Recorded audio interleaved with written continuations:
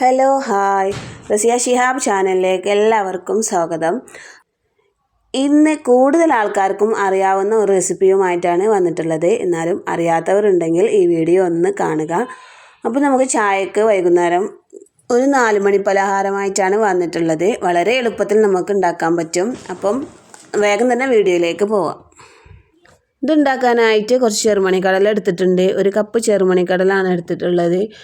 അത് ഞാൻ തലേന്ന് വെള്ളത്തിൽ കുതിർത്ത് വെച്ചിട്ടുണ്ട്.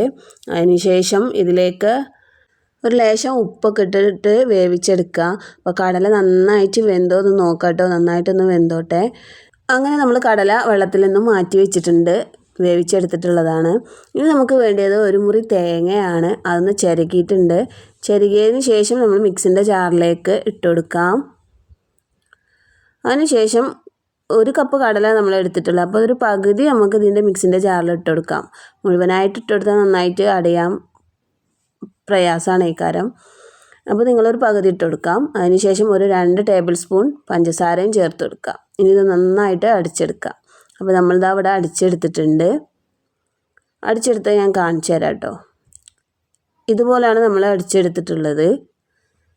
അപ്പോൾ ഇതുപോലെ ബാക്കിയുള്ളതും കൂടെ നമ്മൾ അടിച്ചെടുക്കുന്നുണ്ട്.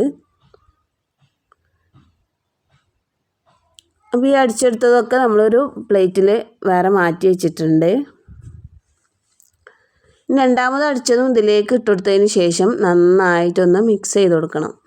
അതായത് കടലയിൽ പഞ്ചസാരയും തേങ്ങയൊക്കെ ഒരുപോലെ ആവാൻ വേണ്ടിയിട്ട് നമ്മൾ കൈ കൊണ്ടൊന്ന് അങ്ങോട്ടും ഇങ്ങോട്ടൊക്കെ ഒന്ന് മിക്സ് ചെയ്ത് കൊടുക്കാം. മിക്സ് ചെയ്തതിന് ശേഷം നമുക്ക് ചെറിയ ചെറിയ ഉരുളകളാക്കിയിട്ട് നമുക്ക് പിടിച്ചെടുക്കാം. അപ്പോൾ ഞാനിതവിടെ ഓരോ ഉരുളകളാക്കിയിട്ട് എടുക്കുന്നുണ്ട്.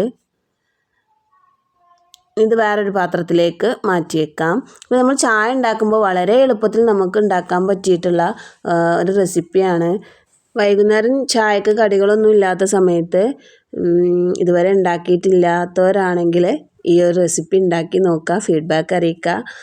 പിന്നെ ഞാനിത് ഉണ്ടാക്കിയതിന് ശേഷം ഒരു ഭംഗിക്ക് വേണ്ടിയിട്ട് കുറച്ച് കടല ഒന്ന് മാറ്റി വെച്ചിട്ടുണ്ട്. 1 ടേബിൾ സ്പൂൺ കടല മാറ്റി വെച്ചിട്ട് അത് ഓരോന്നായിട്ട് ഇതിൻ്റെ മേലെ വെച്ചെടുത്തിട്ടുള്ളതാണ് കേട്ടോ.